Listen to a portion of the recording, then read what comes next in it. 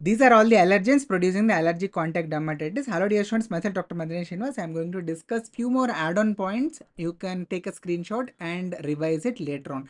And my question for all of you, what is the investigation of choice for allergic contact dermatitis? If you know the answer, put it in the comment section.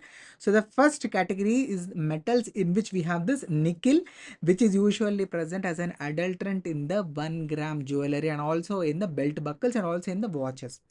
And the plant Parthenium hysterophorus, which is also called as Congress grass, it consists of a molecule called as SQL, sesquiterpene lactone. It can produce ABCD, which is airborne contact dermatitis. In the antibiotics, remember, we have neomycin and also neosporin. In the bindi, we have this adhesive, which is PTBP, para tertiary butylphenol. In the hair dye, we have this PPD, paraphenylene diamine. In the cement, we have potassium dichromate, or in the options, they may give you chromium also. You can mark whatever is appropriate. Potassium dichromate is a better option.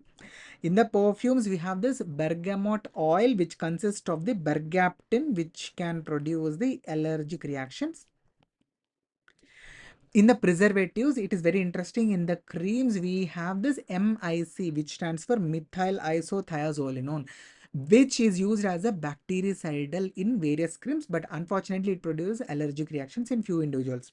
In the cosmetics, remember, we have this balsam of Peru, which can produce allergic reactions. So these are all the important allergens. I hope this video was helpful. If so, please do hit that like button. Also do subscribe for more such awesome videos on regular basis.